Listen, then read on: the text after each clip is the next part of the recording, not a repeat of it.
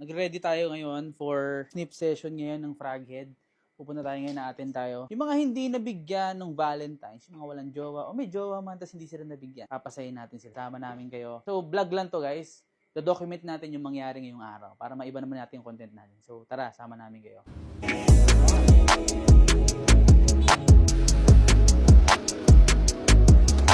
Okay, punta tayo ng Marikina snip session. Shoutout to Sir Aricarin. Minessage na tayo if ever kung gusto niya raw natin mag-sponsor dito sa booth. So sabi ko sige, pero yun nga, hindi ako magtitinda guys. Namimigay lang tayo. Ang agenda talaga natin doon guys is magkaroon ng mga friends. At the same time, medyo kinakabahan. Hindi ko alam ba't nga kinakabahan ako. Siguro excitement to. So yun, kita-kits tayo doon guys.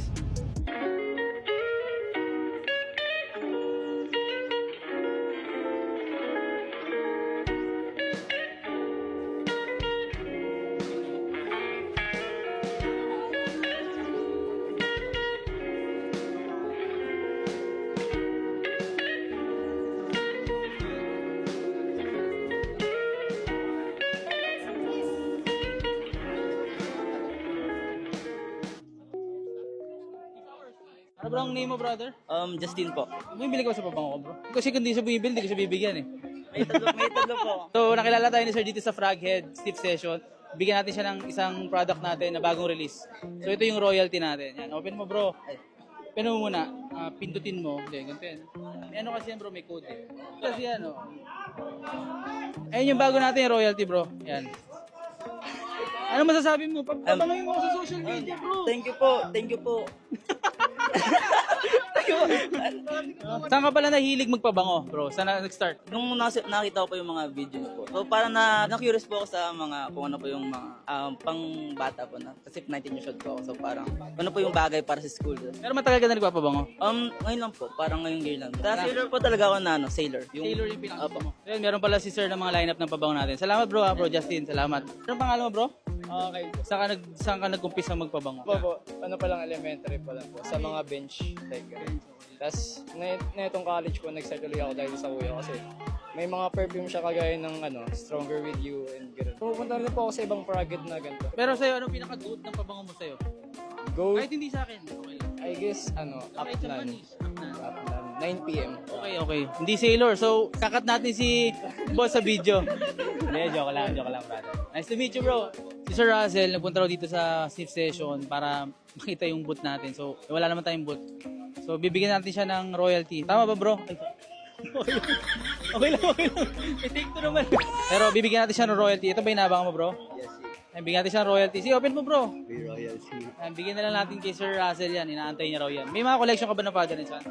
Yes, meron ako nung Achilles and yung all-time favorite ko na Debonair. Debonair pa rin.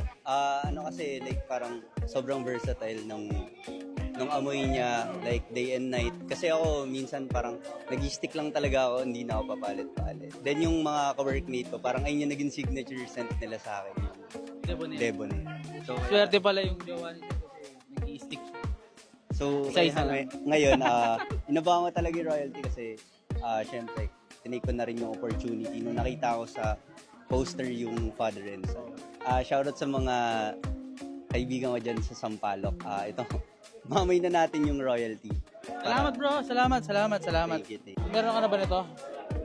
Pero, tignan mo kung ano yan. Sige, silipin mo bro.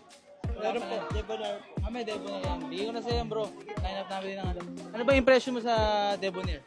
Very versatile po. Very versatile. Sulit po sa price. Okay. Shoutout po sa mama ko sa Paranaque. Yan po ako nagpaalam eh. Ganun? Hey, question ko lang. Kailan po ba kayo nahilig sa pabango? Nahilig ako 2015. Pang personal lang kasi high school life. And actually, imitation pa lang talaga yung una kong perfume yun is Cool Water. Yun yung pinaka ng perfume ko na ginamit sa mga designer. Pero nag-start naman ako ng mga original na is Eros talaga. At saka Versace Man of Rush. 2000, di ko makakalimutan, 16 kasi yun nga, nabasag pa rin yun. 2017, nag-start na din ako magbenta ng tingi-tingi. Yun, doon ako nag-start. Sa mga klase ko nun. Ang tagal. Sobrang naiya kami na imbitahan ka. Alam namin na busy ka kasi alam mo naman, di ba? Actually, yung mga customer mo, tinatanong nila kung nandun ka lagi sa snip station natin. Sabi ko, tatry ko pa. Yun, nagpapasalamat naman kami at talagang pumunta ka, especially ngayon. Sobrang dami ng tao na pumunta. And of course, thank you din sa sponsored mo. Salamat kayo, sir, na sinama tayo dito sa Sniff Session. Sir, so next time guys, most more on tayo, pupunta dito sa Sniff Session. Thank you for inviting us, sir. Next time, magbubut na rin kami dito. Okay, thank you din sir Salamat. talaga guys. Follow nyo, Father and Son. Isa sa mga on-blend na sikat at marami talaga nagkakagusto sa kanila. Yan, support natin local. Especially kay Sir Sherwin dahil isa sa pinakamaraming customer at nagiging top seller sa TikTok. Ang alam ko sa mga on-blend talaga. Alam natin yan. Salamat, sir. Salamat. Salamat po. God bless, sir. God bless.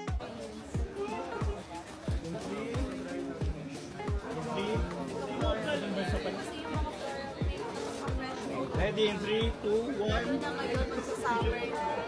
Second pose.